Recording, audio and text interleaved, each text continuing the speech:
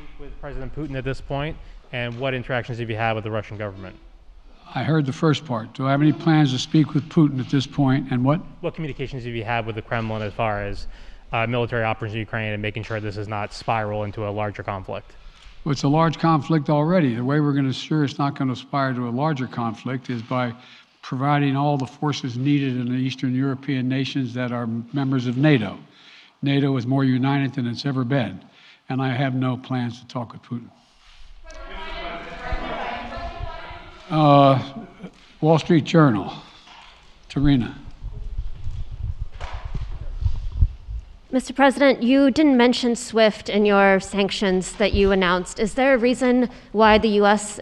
Isn't doing that? Is there a disagreement among allies regarding SWIFT and whether Russia should be allowed to be a part of it? The sanctions that we have proposed on all their banks are of equal consequence, maybe more consequence than SWIFT, number one. Number two, it is always an option, but right now that's not the position that the rest of Europe wishes to take.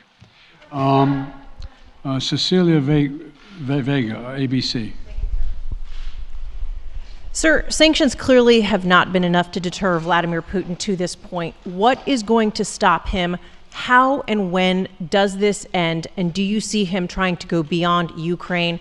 And a second question I'll just give to you now. This statement that he gave last night, the threat that he gave, the West will face consequences greater than any you have faced in history. Is he threatening a nuclear strike? I have no idea what he's threatening. I know what he has done, number one. And number two, no one expected the sanctions to prevent anything from happening. It has to show, this is going to take time, and we have to show resolve. So he knows what's coming. And so the people of Russia know what he's brought on them. That's what this is all about. This is going to take time. It's not going to occur. He's going to say, oh my God, these sanctions are coming. I'm going to stand down. He's going to test the resolve of the West to see if we stay together. And we will. We will, and it will impose significant costs on him. Will he go beyond Ukraine, sir? Do you see him going beyond? Yes. Thank you. Two topics, just really quick. First, markets are down and gas prices are up. I know you always stress the difference between Wall Street and Main Street, but everybody seems to be in for some economic pain. How economically painful is it going to get for people in this country? And I do have one more question. First of all, there's no doubt that when a major nuclear power attacks and invades another country, that the world is going to respond. And markets can respond all over the world.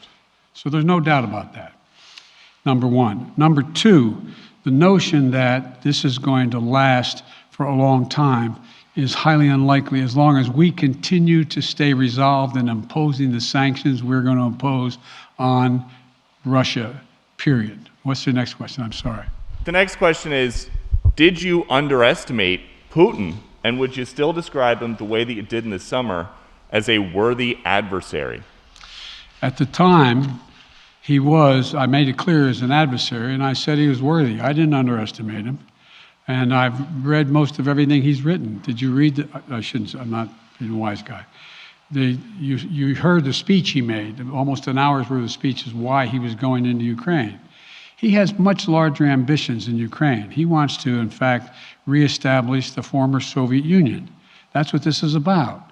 And I think that his ambitions are completely contrary to the place where the rest of the world has arrived. And with these ambitions, you're confident that these devastating sanctions are going to be as devastating as Russian missiles and bullets and tanks? Yes, Russian bullets, missiles, and tanks in Ukraine. Yes, I am. Thank you, President Biden. If sanctions cannot stop President Putin, what penalty can? I didn't say sanctions couldn't stop him. You've been talking about the threat of these sanctions for several weeks now. Yes, but the threat of the sanctions and imposing the sanctions and seeing the effect of the sanctions are two different things. They're two different things. And he's going to begin to see the effect of the sanctions. And what will that do? How will that change his mindset here, given he's because attacking it will so Ukraine weaken as we his speak? country that he'll have to make a very, very difficult choice as to whether to continue to move toward being a second-rate power or, in fact, respond. You said in recent weeks that big nations cannot bluff when it comes to something like this. You recently said that the idea of personally sanctioning President Putin was on the table. Is that a step that you're prepared to take? And if It's not a not, bluff, it's on the table. sanctioning President Putin? Yes. Why not sanction him today, sir? Mr. President? Why not sanction him today, sir? Mr. President, if I can, you detailed some severe and swift new sanctions today and said the impact it will have over time. But given the full-scale invasion, given that you're not pursuing disconnecting Russia from what's called SWIFT, the international banking system, or other sanctions at your disposal, respectfully, sir, what more are you waiting for? Specifically, with the sanctions we've imposed exceed SWIFT. The sanctions we imposed exceed anything that's ever been done. The sanctions we imposed have generated 2/3 of the world joining us. They are profound sanctions. Let's have a conversation in another month or so to see if they're working.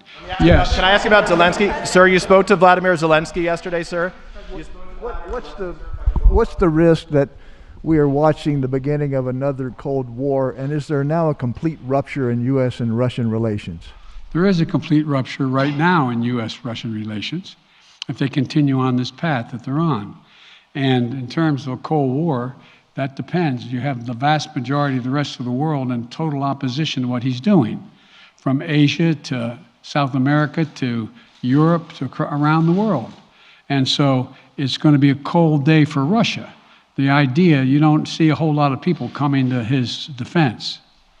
And are you, if I could follow up, sir, are you urging China to help isolate Russia? Are you urging China to help isolate Russia? I'm not prepared to comment on that at the moment.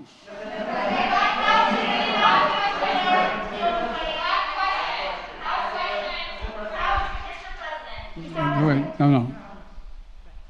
Yeah. No. He's had his hand up a long time. Thank you, Mr. President.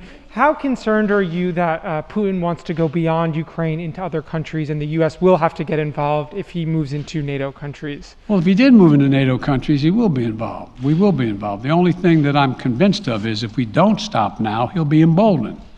If we don't move against him now with these significant sanctions, he will be emboldened. Look, you know, anyway. Can you talk anything more about your conversation? Mr. President.